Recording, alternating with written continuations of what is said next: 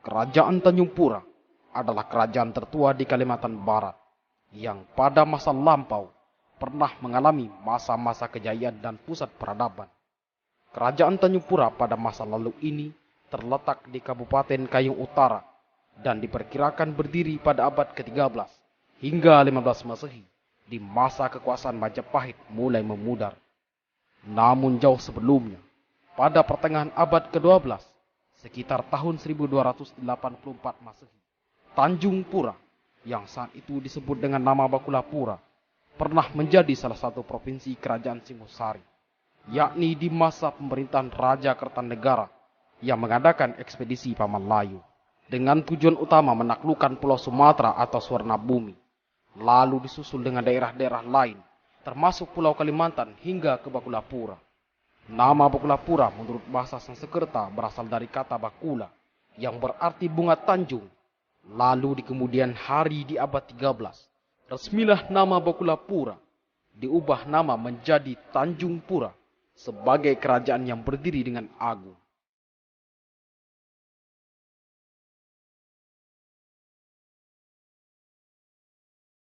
Dari catatan sejarah tentang silsilah kerajaan yang tulisan aslinya dalam bahasa Arab Melayu dan sebagian disalin oleh Gusti Maerat atas permintaan Gusti M. Saleh Wedana Sukadana pada tahun 1956 secara terperinci menjelaskan asal muasal keturunan kerajaan Tanjung Pura berasal dari kerajaan Majapahit.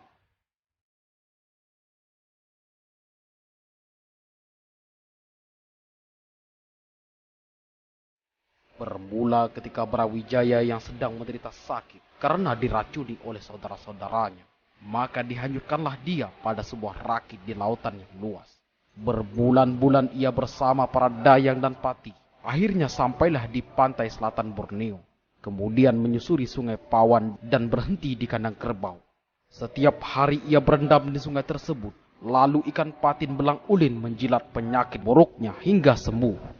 Maka hingga saat ini, semua keturunan Raja Brawijaya pantang memakan ikan tersebut. Selanjutnya, Brawijaya bertemu dengan seorang wanita yang bernama Dayang Putung. Dengan tidak memiliki tangan dan kaki, maka dengan izin ayah angkat Dayang Putung yang bernama Siak Bahulu, Dayang Putung diboyong ke Jawa guna diobati. Sesampainya di Jawa, Dayang Putung lalu dilamin 3 kali selama 7 hari 7 malam. Kemudian secara ajaib, sembuhlah kaki dan tangannya.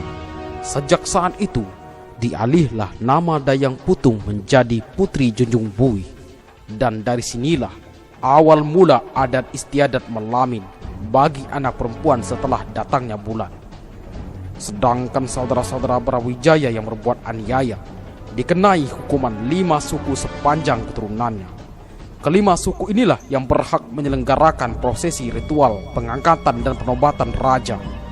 Di antara kelima suku ini adalah yang pertama, Maya Agung, bertugas menerima utusan yang datang dan bertindak sebagai wakil raja atau hulu balang. Yang kedua, Mengkalang, yang bertugas menalangi raja terhadap tugas-tugas yang tidak dapat dilaksanakan raja. Yang ketiga adalah Priyayi, yang berhak menjadi raja sehari saat wafatnya raja. Yang keempat adalah Siring, bertugas mengiringi raja dan pemegang pusaka raja. Dan yang kelima adalah Mambal, yang bertugas sebagai penambal adat atau memenuhi sesuatu yang kurang dari raja.